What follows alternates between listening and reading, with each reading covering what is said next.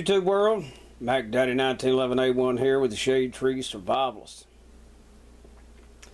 What you're looking at right here is an update video of the 100 plus year old 1911 Colt.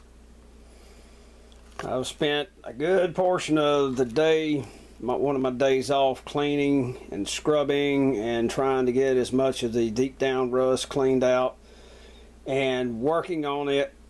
And I actually took some of the main spring, the recoil spring that I replaced in my old Springfield Armory 1911 and put into this gun after I cleaned up the barrel, the slide, the frame, the trigger, and the barrel bushing at the front. I cleaned it up, the cap, the spring guide, I took it all apart, really cleaned the pee-whacking out of it.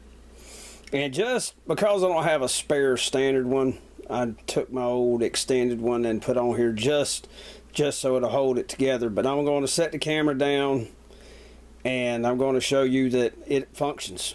I also got the firing pin out. I got the extractor out. I got those cleaned up. I got the channels cleaned up. Put a new firing pin spring in there, and so it would work.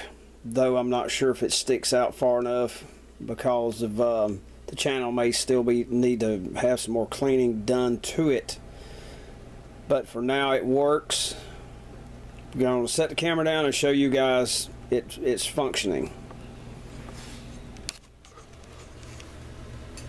Alright, this is the 100 plus year old real deal Colt 1911. It's not an A1. You can see this, the frame hasn't been scalloped out, and if it had the mainspring housing, it would have the original mainspring housing. Has the original long trigger, and of course you guys can't get a good shot. I should have did this outside earlier, but it got pretty damn cold, so I came on in. But this is the extended slide release from my Springfield Armory loaded that I replaced with a Wilson Combat Bulletproof standard one, and I'm just using it to hold it together to show you guys. But like I said, I put the recoil spring from the used one that I had left over from 1911 Springfield loaded. When I replaced all the springs, I put it inside here. Check that out. There you go. I had to do a lot of cleaning. It had a sticking point on it where they had, I guess, beat off the slide, and it had deformed the very corners a little bit. I had to trim those down, and then I used some metal polish that has a very fine grit in it, and I just stuck it into frame rails and kept working it back and forth, back and forth, and back and forth until it works great. You can hear the spring, but and yes, the barrel is in bad shape, and no, I cannot use the barrel. I don't think I could use it safely to discharge around, and you know, I just want to see if I can do it. I just want to see if I can restore it enough that one day it will shoot. Also, I also went and put the mag catch in, cleaned it up real good inside and out, took it apart, replaced the original spring that is in it with the spare one, the extra old one that I had for this one. Now there is a live round in the chamber. You cannot really see it because of the lighting. There's no hammer, no mainspring housing, no mainspring, no sear, no disconnect, anything like that in the gun.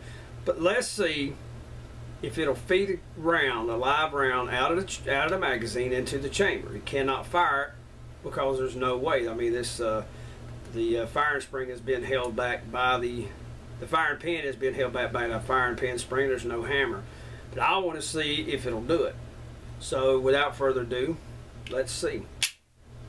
And it didn't quite do it because the mag is not fully seated in there. I think you got it hung up in there. But I mean, you know, hey, it's a 100-year-old gun. What do you expect? And it's the look at there, eased it back just a touch. The magazine moved a touch, and it went right on in. that kicks it right on out. So, you know, I think that's pretty damn gnarly. I think that is pretty gnarly. Now, let's see if it will extract and eject, because this is the original extractor in here. I haven't replaced any parts as yet other than this, which was missing. Okay, and I'll still have to get the plunger tube and so forth, but let's see if it'll extract and eject, and we'll hold it level, get some light on the situation. Check that shit out. 100-year-old, found in a barn. You can see, I mean, you can see from the close-ups of it, it is pitted all to hell. And it extracted and ejected a live round. Check that shit. Hey, ejected. Well, it hung up on the third one. It fed the next one. And it hung up. Alright, we got a hang up right there. Hey, I just think it's pretty damn cool, you know. It's a 100-year-old plus gun. The port has not been opened up. It hadn't been flared at all. Okay, it's got this standard original GI ejector. So, alright, we got it. It just, because it's not flared, it won't do the ball. Okay, but I bet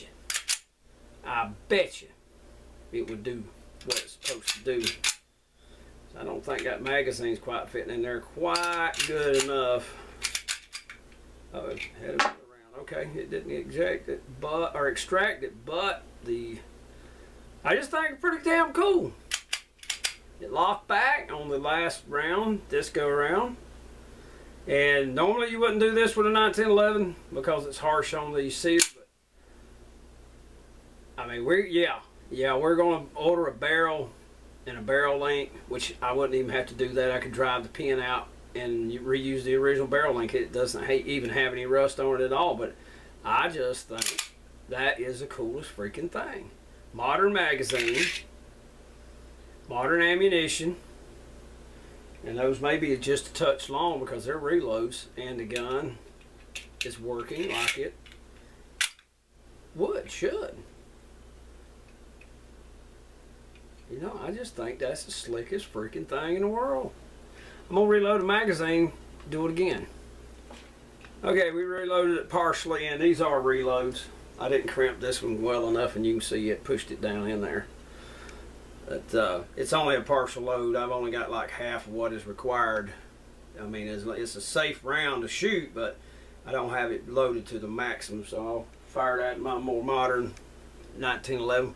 Like I said, I'm not going to try it out until I replace the barrel and all anyway. There's no telling if it's egg-shaped or warped from when they beat the slide open and close, which the rails and all were actually in pretty damn good shape. And I'll show you guys some pictures of that here in a little bit. But put it in there. Look at that. Now let's see. Indeed it did. And maybe you can see that okay. I'm not sure. But yes, indeed, it seated the round, no problem. Now let's go and see if we can get it to eject a live round.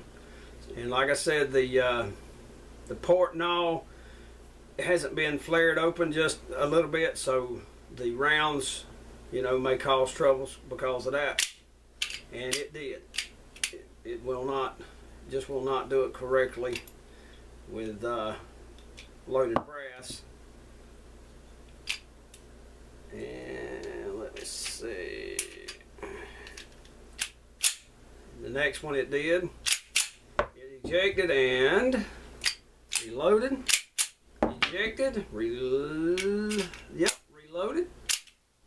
That one, it released it. Alright, so what happened is the back of it got released from the extractor. So we may end up having to replace that extractor before it's all over with. Who knows? And look at that. Kicked that one right out. And the last one, it did not fully extract. So we'll probably have to work on the extractor tension a little bit. And but hey, what the hell, a 100-year-old gun. It's only partially together, And there you go. So that we will continue on it. Now I'm going to finish cleaning it up and really oil the piss out of it so that it doesn't sit there and cause problems. But there you go, ladies and gentlemen, that baby is ready to rock and roll. This is Mac Daddy 1911 A1 with his 1911, not A1, 1911, 100 plus years old, still doing that deal. And hopefully in the very near future we'll be doing the complete full deal. We shall see. Thank you very much for watching. Y'all take care and have a great day.